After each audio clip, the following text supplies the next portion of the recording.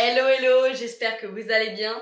On se retrouve aujourd'hui pour une vidéo beaucoup plus calme et plus détente que d'habitude parce que aujourd'hui je vais vous parler de mes favoris du moment, même si très clairement c'est dépassé depuis 2014 sur YouTube.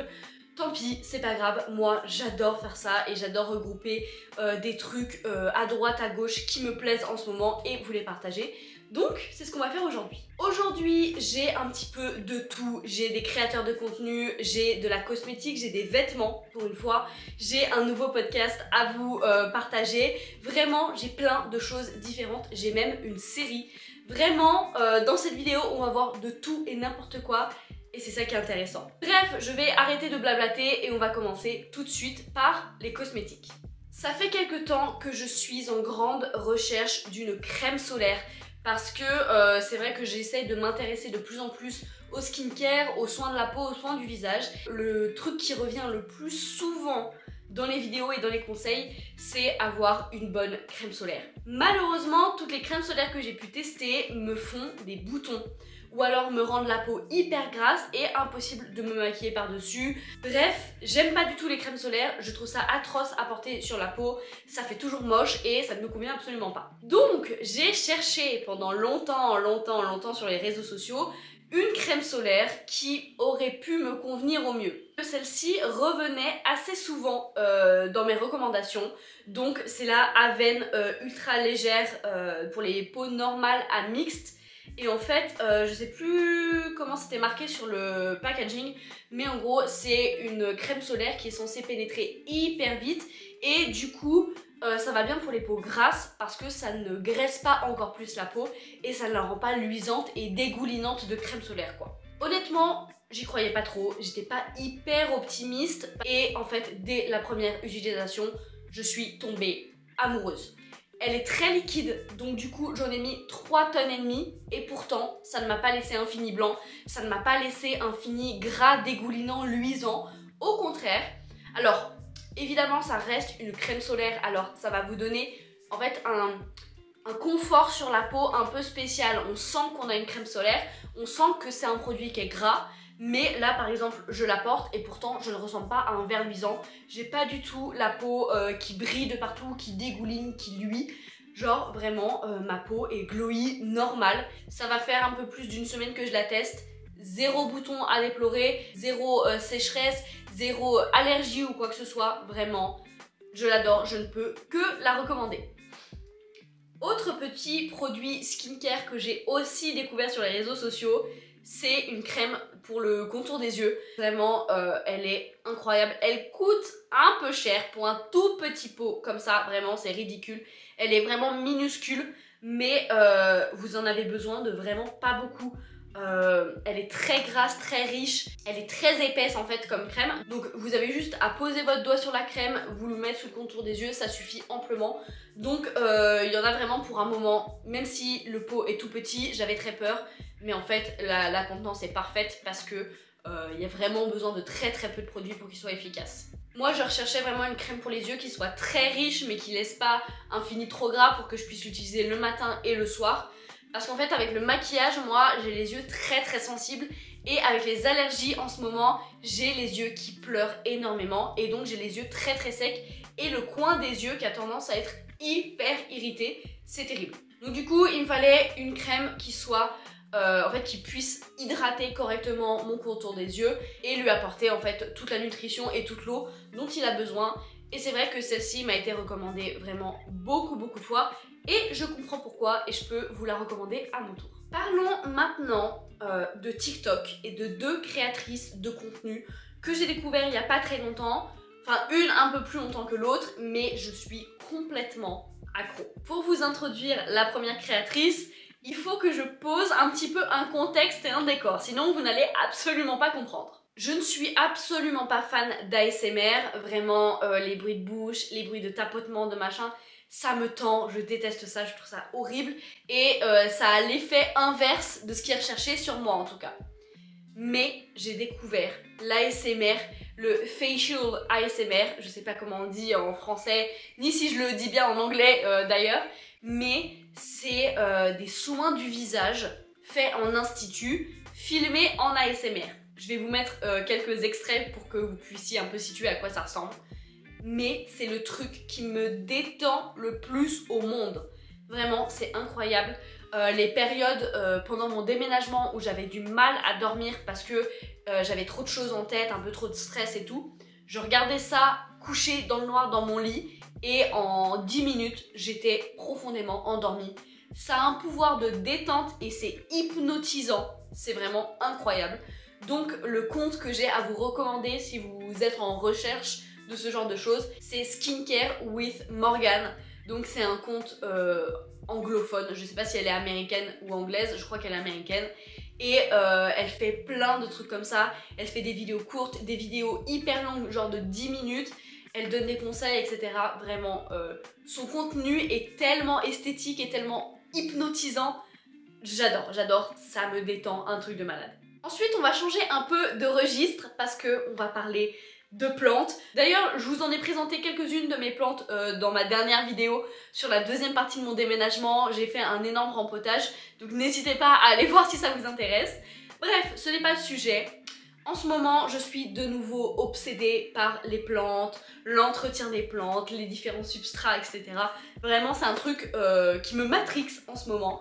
Et j'ai découvert une autre Morgane, d'ailleurs c'est assez rigolo, je vous ai parlé de Skincare with Morgane juste avant, et maintenant on va parler de Morgane and Plants. Donc là c'est une Suisse je crois, en tout cas elle est francophone, et elle parle de plein de choses différentes, elle fait des vidéos très belles, très esthétiques aussi, et elle explique plein de choses sur la culture des plantes. Elle fait de la culture en pont, je crois que ça s'appelle comme ça, qui est hyper intéressante, j'ai grave envie de tester. Et elle donne plein de conseils sur plein de plantes différentes d'intérieur, qui est incroyable. Et en plus elle a des lapins, des lapins, je ne sais plus, adorables, c'est trop chou. Je ne peux que vous conseiller d'aller regarder son compte si jamais vous êtes intéressé par les plantes ou si vous êtes en recherche de créateurs de contenu qui pourraient vous plaire. J'adore cette nana, elle est super calme, super posée, super esthétique, j'adore.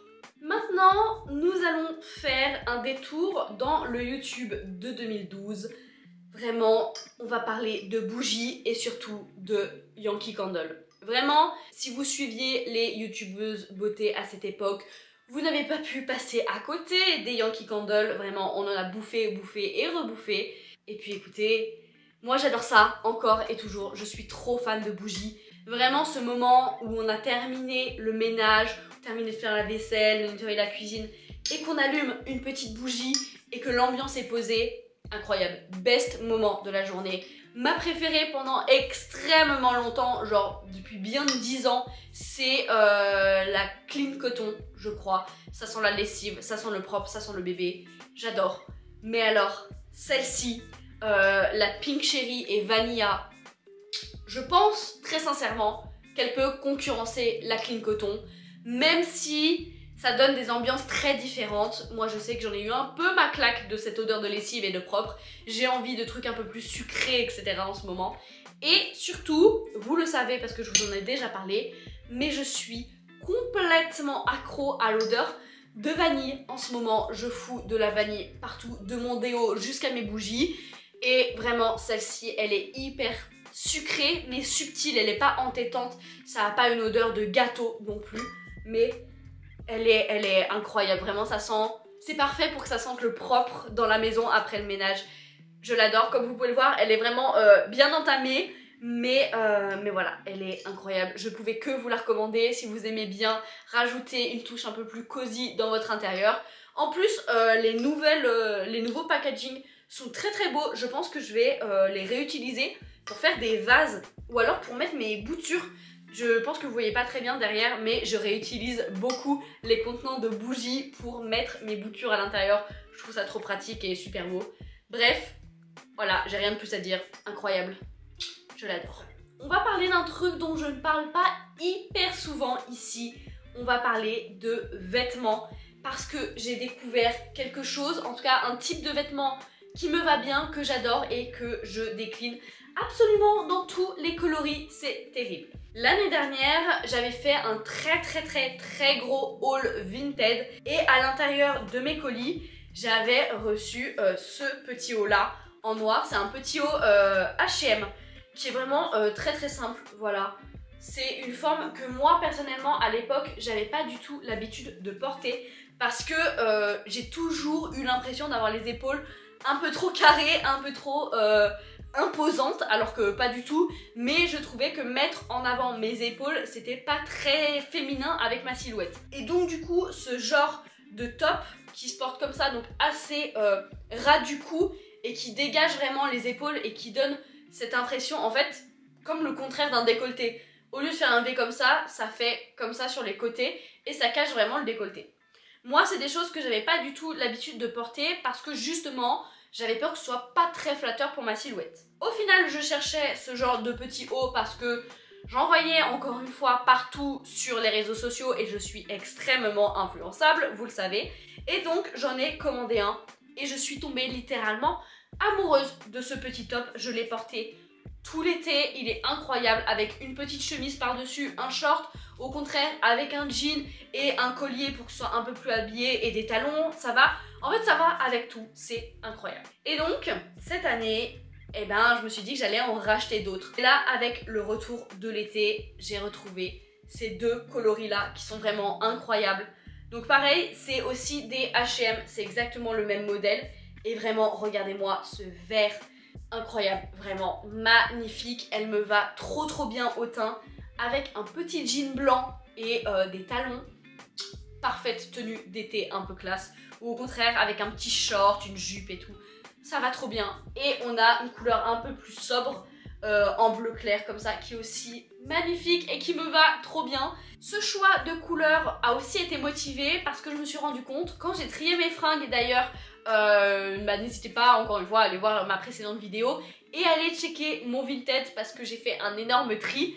Bref, pendant que j'ai fait mon énorme tri, j'ai vu que la quasi-totalité de ma garde-robe était noire, grise ou dans des tons hyper neutres comme ça. Genre bah voilà, typiquement ça, typiquement comment je suis habillée. Et encore là vous voyez pas mais j'ai un jean noir, hein, bref.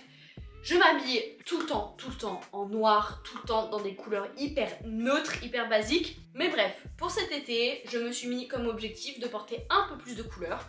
En vrai, c'est pas obligatoire, mais c'est juste une envie personnelle. J'avais envie de mettre un peu plus de peps et de m'habiller un peu plus coloré parce que c'est ce qui me correspond en ce moment.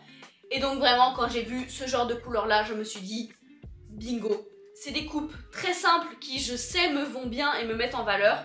Donc autant les décliner en toutes les couleurs et en des trucs un peu plus fantaisie et un peu plus pop que ce que j'ai l'habitude de porter. Bref, voilà. Je pense que vous voyez depuis tout à l'heure, il y a la porte qui s'ouvre et qui se ferme, mais en fait c'est juste le chat qui fait des allers-retours et moi qui pousse la porte pour qu'il n'y ait pas trop de bruit pendant que je filme. Mais ne vous inquiétez pas, c'est pas un fantôme qui s'amuse à rentrer et sortir de la chambre, hein, c'est juste le chat. Avant-dernier favori, on va parler d'une série qui est sur Netflix et une série animée. Vraiment, si vous me connaissez, vous savez que je ne regarde que très rarement des séries animées ou même des... Je vais pas dire des dessins animés en général parce que j'adore les dessins animés, j'adore les Disney. Mais les animés, je n'ai jamais accroché. C'est pas un univers qui m'intéresse plus que ça et dans lequel je me reconnais.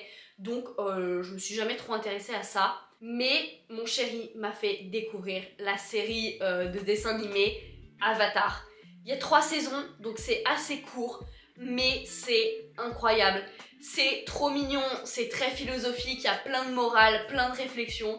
C'est trop beau, vraiment tout est magnifique. Il y a de la fantaisie, il y a de la magie, il y a plein de trucs. Il y a des gentils, des méchants, il y a des méchants qui deviennent gentils, il y a des gentils qui deviennent méchants. Je vais essayer de vous faire un résumé sans vous spoiler. En gros, on est dans un univers où il y a des maîtrises, donc des gens qui ont le pouvoir de maîtriser le feu, ou la terre, ou l'air, ou l'eau. Donc en gros, voilà, il y a les 4, il y a la nation du feu, la nation de l'eau, la nation de la terre, la nation de l'air, etc.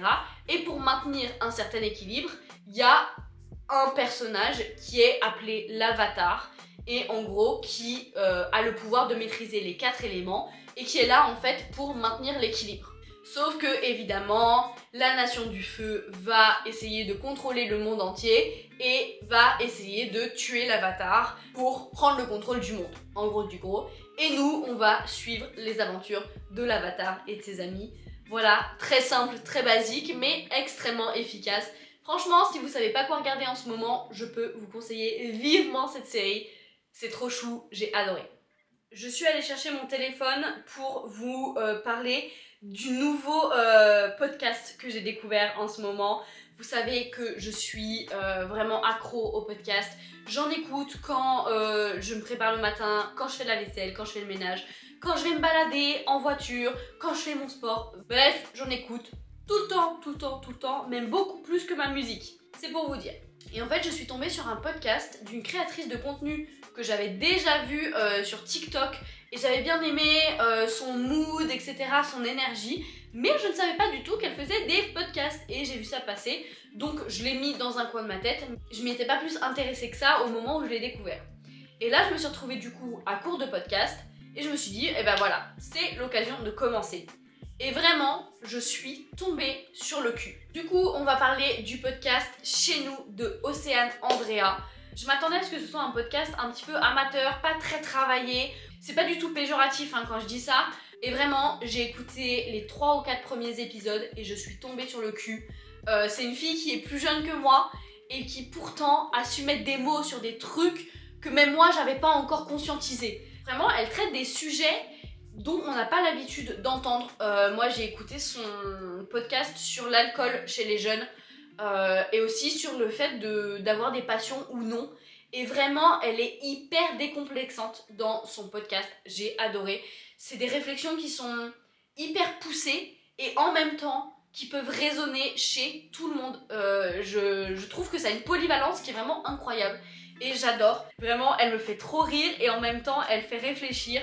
Et ça passe tellement bien quand on a du ménage à faire ou de la vaisselle ou quoi que ce soit. Vraiment, on se pose avec les écouteurs et on se laisse porter par la réflexion et c'est incroyable. Mais je l'adore, ce podcast, il est trop bien. Encore une fois, si vous êtes en recherche de ce genre de contenu, n'hésitez pas à aller checker ça. Trop cool. Bref, voilà, on a fait le tour de tous mes favoris du moment. Évidemment, il y en aurait 1 milliard d'autres, mais c'était les plus intéressants, les plus pertinents et ceux auxquels j'ai pensé en premier. N'hésitez pas à me proposer en commentaire vos favoris à vous, je suis trop curieuse de savoir.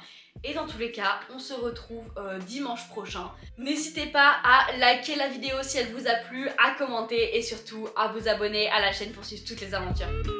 Ciao ciao!